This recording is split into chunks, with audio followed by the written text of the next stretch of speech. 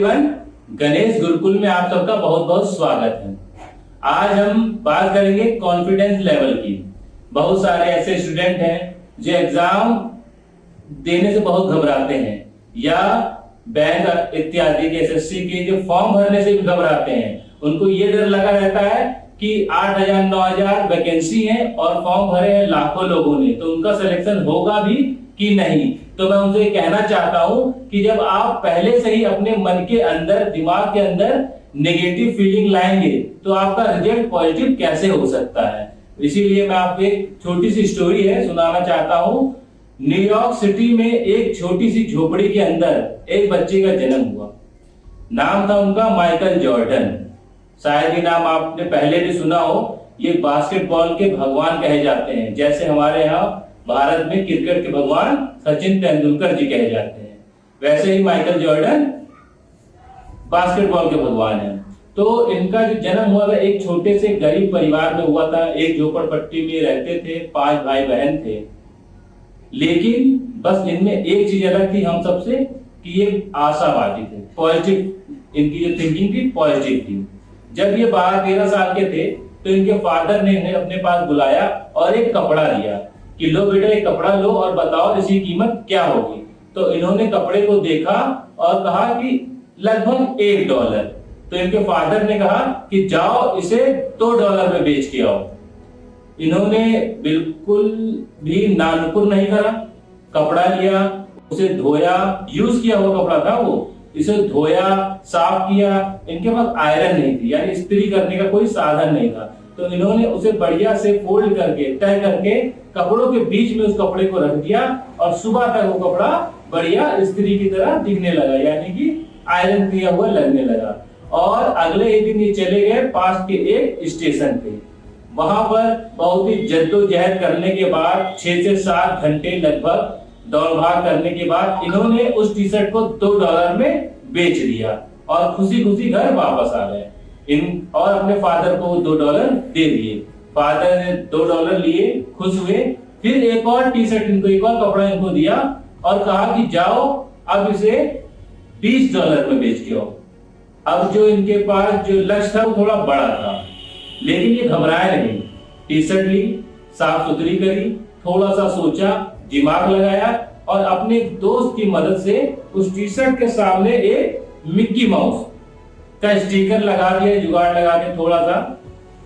कहते नहीं है कि जब आप कोई चीज ठान लो तो रास्ते बन जाते हैं, तो बस वही हो रहा था कि इन्होंने मिक्की माउस का फोटो बनाया, उसमें लगाया और अगले दिन पास के बड़े स्कूल में, पास के शहर में जो बड़ा स्कूल था जहां अमीर अमीर लोग के बच्चे पढ़ने आते थे, उसके सामने ये पहुंच गए और कहने लगे $20 की टी शर्ट है, मिक्की माउस की टी शर्ट सिर्फ $20 में। तभी एक छोटे बच्चे ने देखकर अपने पापा से उस टी शर्ट को खरीदने की जिद करी। उसके फादर ने यह टी शर्ट $20 में खरीद ली और ₹5 टिप भी दी। माइकल जॉर्डन ने अपना ये काम बखूबी निभाया और $25 लेके अपने फादर को दे दिए। उनके फादर खुश हुए और तुरंत उन्होंने एक और वैसी ही टी शर्ट दे दी माइकल जॉर्डन को और कहा कि जाओ इसे $200 में बेच के आओ। माइकल जॉर्डन फिर भी घबराए नहीं। उन्होंने हामी भरी और थोड़ा सा सोचने लगे कि ऐसा क्या करें कि इसे $200 में बेचा जाए। आप सबकी तरह नहीं कि फॉर्म भरें कि ना भरें, उन्होंने सामना किया। कैसा भी एम हो, कैसा भी लक्ष्य हो, सबका सामना कर डटकर। फिर पता चला कि पास के शहर में एक बहुत ही मशहूर अभिनेत्री आ रही है। बस फिर क्या था, इन्होंने रात में ट्रेन पकड़ी और पास के शहर में पहुंच गए और सिक्योरिटी इत्यादि को तोड़ते हुए, बहुत ही जद्दोजहद करते हुए उस अभिनेत्री के पास पहुंच गए। एक 13 साल का लड़का जिसने इतना बड़ा काम कर दिया, क्योंकि सिक्योरिटी वगैरह तोड़ना लोग ऐसे ही घबराते हैं, लेकिन करना था तो करना था, कैसे ना कैसे करना था। उस बच्चे को देख के वो अभिनेत्री से रहा नहीं गया, उसने उस टी शर्ट पे अपना ऑटोग्राफ दे दिया।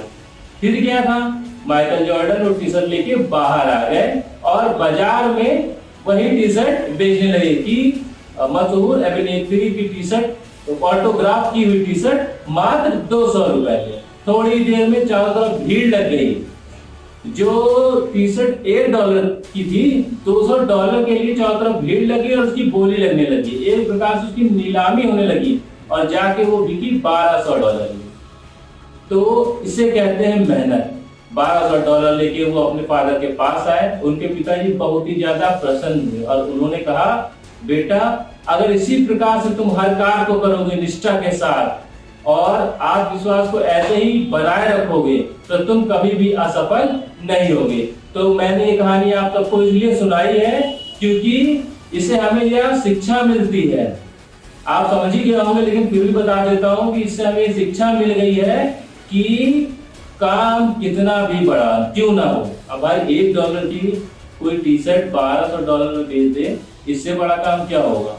आप बस काम करने की ठान लीजिए, रास्ते तो स्वयं बन जाएंगे।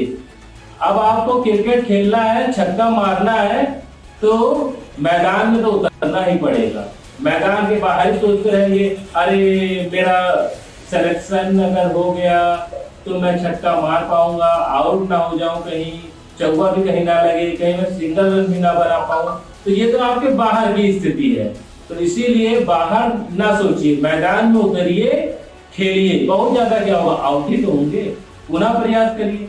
लेकिन अगर पहले से ही बाहर है मैदान के, आत्मविश्वास ही नहीं ला पा रहे हैं, वो कॉन्फिडेंस नहीं ला पा रहे हैं, तो फिर आप कभी भी जीवन में सफल नहीं हो पाएंगे।